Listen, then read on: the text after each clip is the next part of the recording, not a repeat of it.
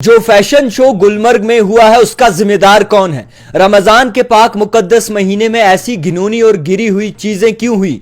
रमजान के पाक मुकद्दस महीने में ऐसा शो गुलमर्ग में हुआ क्यों? क्या जीडीए जो यानी कि गुलमर्ग डेवलपमेंट अथॉरिटी इसकी जिम्मेदार नहीं है? क्या उनको खबर तक नहीं हुई कि होटल में कोई आया, फॉरेन से लोग आए, वो वहां पर बैठे, उसके बाद उन्होंने ड्रेस चेंज किया, उसके बाद उन्होंने मेकअप किया, फोटोग्राफी हुई और जीडीए को खबर तक नहीं? ये एक साजिश है, इस पर तहकीकात होनी चाहिए और मुस्लिमों को सजा मिलनी चाहिए।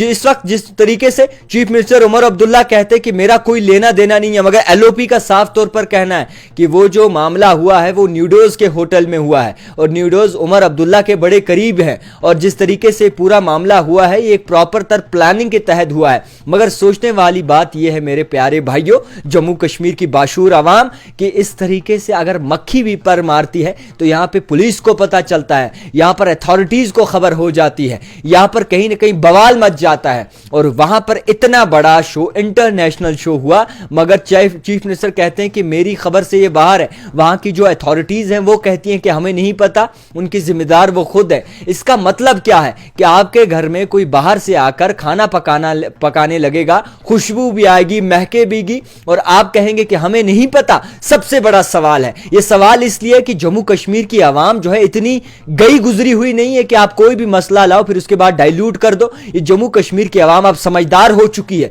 ये समझती है कि हो क्या रहा है और दिखाया क्या जा रहा है और किया क्या जा रहा है। फिलहाल के तौर पर एलओपी सुनील शर्मा का साफ तौर पर कहना है कि जिस तरीके से ये फैशन शो रमजान में किया गया है, पाक मुकद्दस महीने में किया गया है, इसमें चीफ मिनिस्टर उमर अब्दुल्ला की जो है बाकायदा तौर पर एक इन्वॉल्वमेंट जरूर रही है, क्योंकि महकमा उनके हाथ में है, टूरिज्म डिपार्टमेंट उनके हाथ में है, जीडीए वही है, पुलिस महकमा वही है, और कहते हैं कि अपनी मनमर्जी पे आई। उनको परमिशन किसने दी? यहां पर तो मेरा कैजुअल लेबर डेली वेजर बेचारा भाई जब प्रोटेस्ट करने प्रेस कॉलोनी आता है तो उनको प्रोटेस्ट नहीं करने दिया जाता, उनको गाड़ियों से उतारा जाता है। जहां पर वो घर से चढ़ते हैं तो आधे रास्ते में उतार कर जो है उन्हें पकड़ लिया जाता है कि जनाब आपको प्रोटेस्ट नहीं करने देंगे। और इतना बड़ा शो हो गया, फैशन शो हो गया, लोग जो है अपने, आप देखते होंगे कि किस तरीके से गंदी गलीज और तबाही की तस्वीरें वहां से वीडियोज और निकल के सामने आए। उसके बाद भी यहां के लोग और यहां की अथॉरिटीज, यहां की हुकूमत कहती है जनाब हमें खबर नहीं है, वो उन्होंने अपनी मनमानी की। अरे जनाब मनमानी कैसे हो सकती है? इस वक्त अगर ये एलजी का निजाम होता तो कई सारे तनकीद के निशाने होते।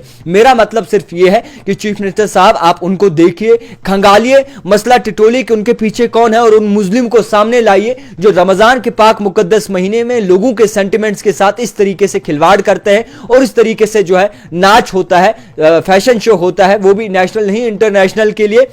इंटरनेशनल कोई कंपनी आती है और यहां पर शो करती है, उन चीजों पर गौर फिक्र होना चाहिए। हालांकि उन्होंने तस्वीरें और फोटोज डिलीट जरूर किए हैं, मगर यह चीज कभी बर्दाश्त नहीं की जाएगी, क्योंकि अगर इसी तरीके से मनमानी अपनी चलती रही, चीफ मिनिस्टर कहते रहे हमें नहीं पता, अथॉरिटीज कहती रही हमें नहीं पता, ये ऐसा मसला है या इस तरीके का मसला है, तो वो दिन दूर नहीं जो इस तरीके से कई सारे और ऐसे ही सीना ठान कर इस तरीके से आकर रमजान के पाक मुकद्दस महीने की बेहुरमती करेंगे। तो उम्मीद करते हैं कि इस बारे में कोई बड़ी डेवलपमेंट जरूर निकल के आएगी, सजा मिलनी चाहिए, उन लोगों को सामने लाना चाहिए, देखना चाहिए कि आखिरकार कौन से वो लोग हैं जिन्होंने इसकी परमिशन दी, इसके पीछे कौन से ऐसे लोग हैं। दिखते रहिए द टाइपराइटर जावेद खान के साथ।